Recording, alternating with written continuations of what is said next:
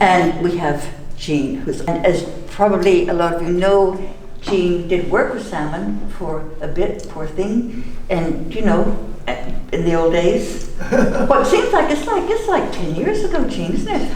When you first, yeah, incredible. And then you see, then after she was moving, then the opportunity came up to take on the bookshop across, and Jean swears that we waited for her to leave before we did it, because that would have been her ideal job. But no. One needed to branch out, didn't one? One did. Yeah.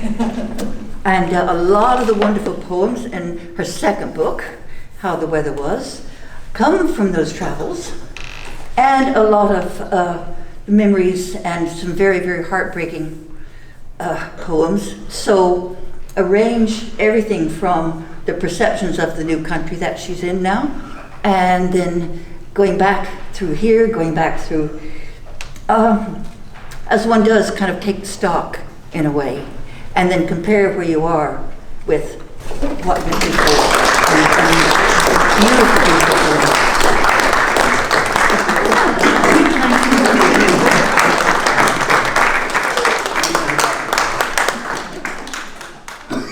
Thanks very much, everybody, for coming, and thanks to Jessie and to Paul and everybody for hosting this. And it's great to be reading with Patrick finally. We've been friends since 2001, I think. Yeah, so it's very, very nice. We suggested it on our way back from a conference in Portland earlier this year, and I was very honoured that he wanted to read with me. He had so many books out himself. So the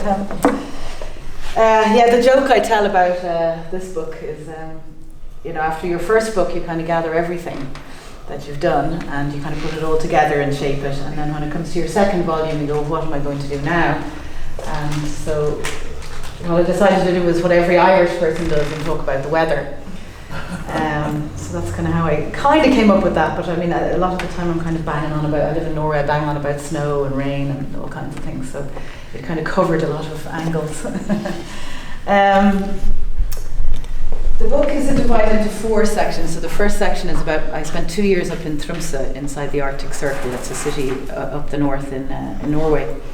And I did a master's up there, and then I came back to Oslo, which is where I am again now. And so the first section of the book is kind of about that time. And it's kind of about being in your 40s and going back to college and all that brings. And then the next 2 sections are called Sunny Spells and Scattered Showers, because obviously that's Irish weather. And then the last section is about the night my best friend died back in 1990 when we were 19.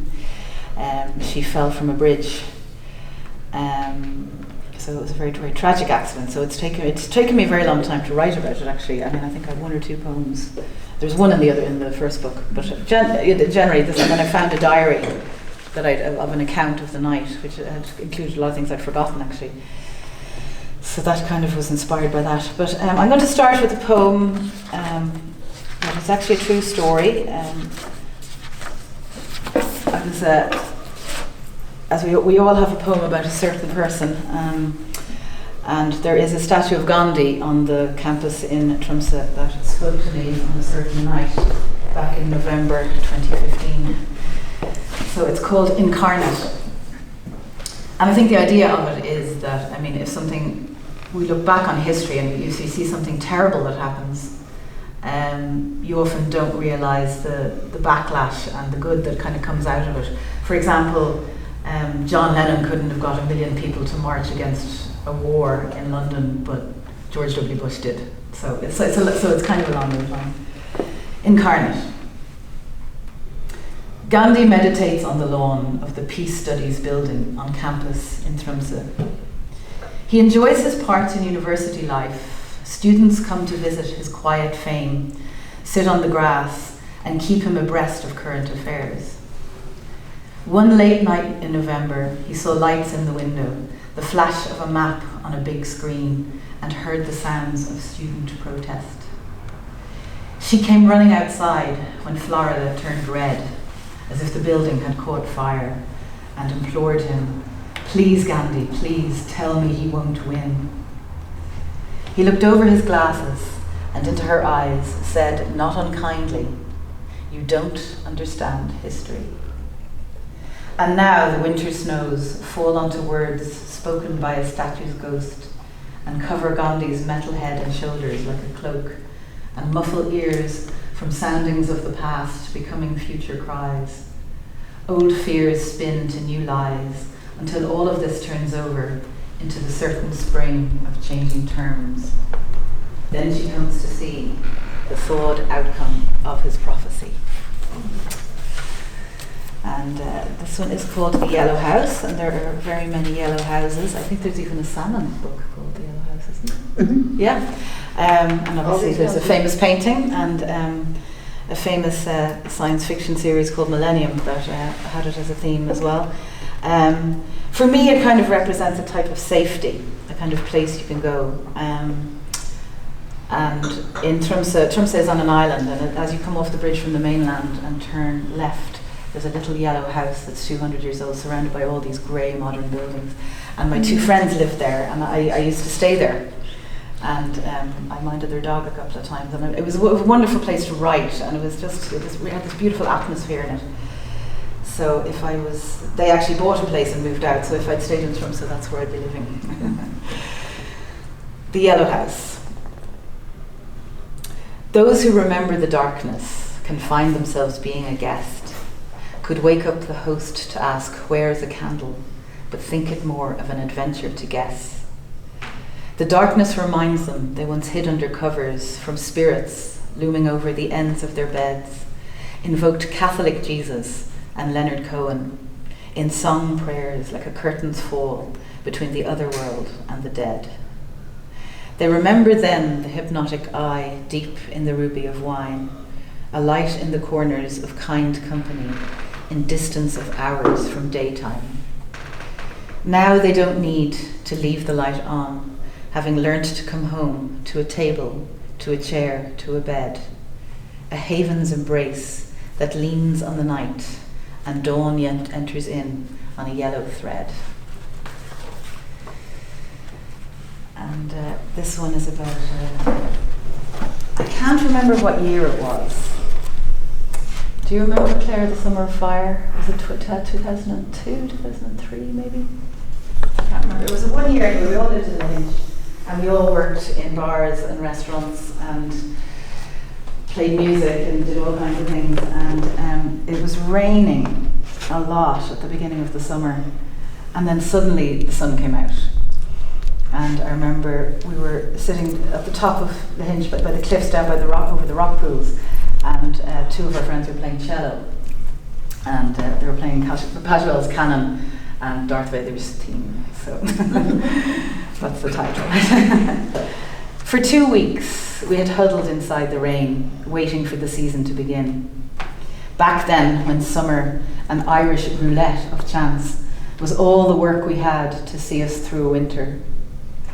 Then that day, on the cliff above the rock pools, we sat all afternoon in the sunshine, with sky and sea no better shade of blue, Beans and Erin playing cello, and none of us with anything to do but watch the tide move slowly out and in, the sound of waves and music punctuated by the cracking open of a beer. Comrades in a tourist trade, friendships forged from an international crew. Somehow, through the hours and hours and hours and hours of work, as waitresses, musicians, chefs and bar staff, we always made it through. I remember saying at the time to Dave, when we hated every minute, we'll look back and laugh, and this will be the time we will remember, that began, for better or for worse, with two cellos by the shore in unexpected sunshine, the Summer of Fire. So last year I stayed in above the bookshop with Jessie, and quite a long time, I think, actually, a few weeks. Yeah, and it was just amazing to be back, and to a place where I'd lived, and just to see everybody, and be able to kind of share that beautiful space. I'm very, very thankful for that time, and then just be able to come out and maybe go for a swim and do all the other things that I did. So I have kind of two poems around that time. I also ended up getting a job in the local in Egan's in the scanner for the month. I was kind of running out of money. So there's two poems about that particular time. Bookshop Garden, Ennisdiamond, July 2018. I find a place for latest things. Remember how a shoelace ties. In strange occasions where a loose end finds its mate. A web on a stone wall comes free and glides across a secret garden where we sit and swing and talk goes on into the night, loops around our lives in candle glow. Stories in old patterns weave and look like new. I changed my flights to stay a little longer. I water flowers, mind the bookshop, close and open doors around routine. Poetry, the kiss of cold Atlantic waters from off the ocean's rocks. Everything is afternoon and easy conversation. With friends and other poets, dogs, French crepes, drinks by the riverside, musical excursions with thumbs and kindness to my other towns, then back to sleep among the books, a reverie of words to shape, explain the toss and turn of tides. Timed between surprises of each perfect day, and still no rain. And then the second one is called Charo Smokes a Cigarette, and as you know, Charo is the head honcho down in Egan's. And I met at Barrymore, and I said, God, it's great being back here. It's like Tiernan, and he said, Jean, stay on the horse. So that ends up in the book. And it's called Charo Smokes a Cigarette. Charo Egan doesn't smoke, but when she does, it's movie star elegant. A Peruvian grace of exhaled plume that punctuates her Spanish song. While Patrick Egan, the eponymous publican, holds court and a sideways glass of wine. No swallow nests these days in the new back bar. Their clientele, farmers, musicians, millionaires, and graduate bartenders who are artists and poets. After one too many measures of writer's tears, drink our Sancerre tonight after the pub from plastic cups down on the Scanner Pier. Like teenagers singing songs with Midge's handmade mandolin, forgetting all the words of Craigie Hill. We banter with the sea and stars and the bow McFlynn, a summer night that lasts 300 years in the town of Tiernan. We stay on the horse and never grow old. And this is one that didn't make it into the first book, and I kind of found it again, and this is one about a certain person who has the most beautiful singing voice, and I always said to her when she sings, it's like the air in the room changes. So this is called The Angels Stop to Listen. Your dreaming spirit must have woken 50 miles away to the noise we made coming in, and sensing a reunion travelled south. There was a ghost in the guitars, within the chords and voice of every song, a higher harmony like when the wind joins in.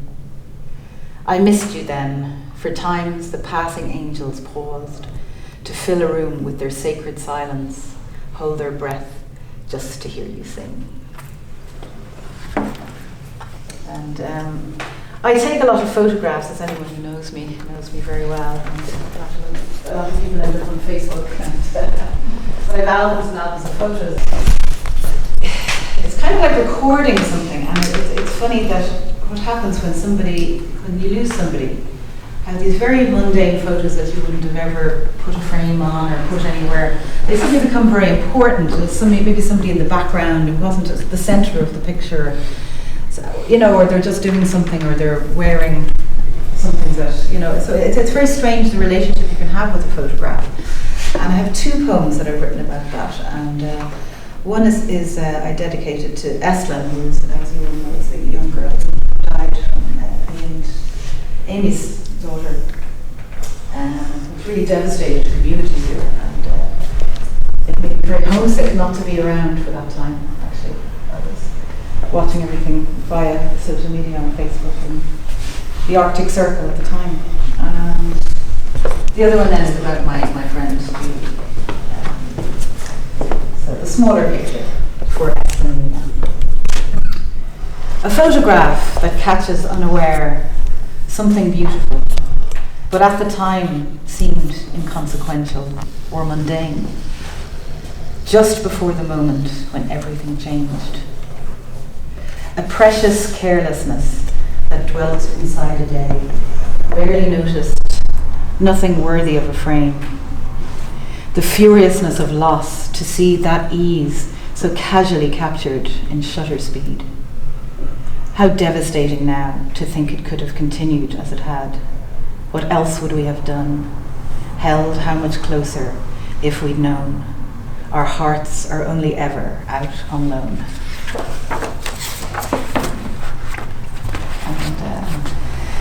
This one says, as I said, Julie tragically fell off a bridge. It's outside the connecting bridge from Belfield, the campus UCD, University College Dublin, is on where we were in college.